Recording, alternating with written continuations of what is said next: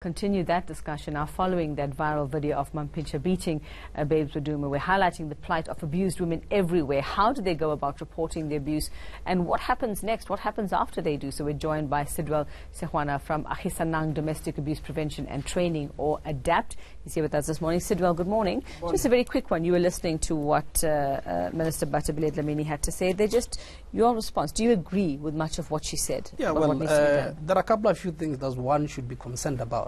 But one, it's, the government is taking initiative. The campaign that they'll be running, I think it will actually play a major role in terms of addressing and making people to be aware that domestic violence issues, they are serious issues, and women are encouraged to report. And when they reported these issues, they mustn't withdraw their cases. Yes, somehow you will think about ministers talking about the support, talking about the campaign. But when you recall, the SONA on its own, the president spoke about the domestic violence, broadly so. But when you listen to the Minister of Finance, there's no budget allocated for us to go on the ground and implement. And when we're talking about domestic violence issues, these are the issues that we normally regard them as behavioral issues. People need to unlearn. And especially perpetrators, they need to unlearn this kind of behavior that they are putting in place. And for one to be in a space where you teach them to unlearn this kind of behavior, it requires a number of interventions that should be put on the ground for them to be in a space where they are able to unlearn. And that somehow require, support from our government. They must be on board. They must come and then say, let's work together with different organizations to ensure that we address these issues. And that's the thing. I mean, we can run all the campaigns we want to. Absolutely. We can tell women what it is they need to do. But do we tell them how they must actually do this? I mean, Sidwell, you work with counseling women, what we speak about, withdrawing charges, women report it and then have a change of heart. A lot of the time, this is such an emotional thing. There's so much manipulation that happens in these relationships, men and women. Let's be clear that it's men and women who are victims equally as well. And, sometimes they can't leave the kids, or sometimes they're financially dependent on the person. Absolutely. If they do decide to leave, where do they go? Do we have those facilities where they can go? Do we have those safe places where they can go and process and decide on what is their next move? Places, they are there. They are available. One thing that is critically important for people to understand, and especially if you're a victim within the content of domestic violence, it's critically important for you to go for counseling. When you go for psychosocial, you will get the correct support. You'll be able to go through the process of legal counseling. If you decide to open a case, that process will be there. They will take you through the process of providing legal counseling. They will prepare you. We call them court preparations, for you to know very well what is it that is expected from you when it happened that you appear at court. So that process, it requires support, and that is the support that is available. And if it happened that when we sit, if a social worker sit and look at the case, that this is the case that they have to remove you, there are shelters that are available, shelters that they cater abused women for them to leave their homes, because it's very difficult for you to stay in a home where the abuse is taking place, and yet at the same time you're opening a case.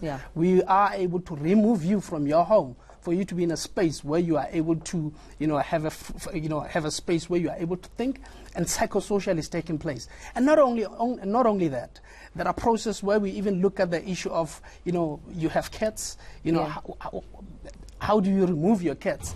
If your kids, if we're in a space where we are able to remove your kids to go and stay with you, we are able to do that. Or we look at the shelters that they cater for kids. Now, let's talk about what a person should do, man or woman, if they are a victim of this kind of abuse. I mean, in this case, it's there, regardless of what he says. It was for the sake of a video or whatever. I mean, I don't know anybody who actually believes that story. It's there. You can see the video. You can see it happening. How do women provide the evidence? How do they document what are the things that they need to think and put together to support their case and make that case? Oftentimes when a domestic violence occurs, we always encourage people to go for medical examination. You go to a police station, they'll give you a form that we call them J88. You go to see a doctor. A doctor will fill that form, being informed by the doctor will examine you, and then he will write whatever that appeared, bruises, if you have that, they will be able to, that will be used as evidence when you go and open a case, when you supposed to go and appear at court. That it's certain things that we regard them as evidence that will be used. In a case of Babes Wodumo and Mampintsha, the video can be submitted. Yeah. You know, Babes Wodumo can submit the video as an evidence that this is, it actually gives you an indication of what is it that is happening. And the rest of the stuff, those are some of the things that, you know, there are witnesses that will be able to attest to that. You know, if kids, they are involved in that situation where the abuse is taking place, then they're in present, they, you know, they are given a platform for them to also be engaged in that process, for them to also share their side of the story, share the abuse that is taking place. But what is important is people to go to police station and open cases. And as an organization, we are working very closely with different stakeholders. SAPS is one of our stakeholders because they know that in terms of providing psychosocial, they will be able to ensure that they link you with relevant organizations that will be able to assist in terms of providing, you know, psychosocial. There are organizations that they also provide legal counseling. You know, it goes hand in hand. It's psychosocial, it's legal counseling. For you to understand exactly what is it. So you are working with police to be able to better handle these cases, because we know in the past women say, I went to the police station, they made fun of me, nobody wanted to take me seriously. We've heard those stories before. Are we to expect that things will get better at that stage? Well, we are hoping and we believe in that they will get better. They will get better because of the whole idea of collaborating as organizations.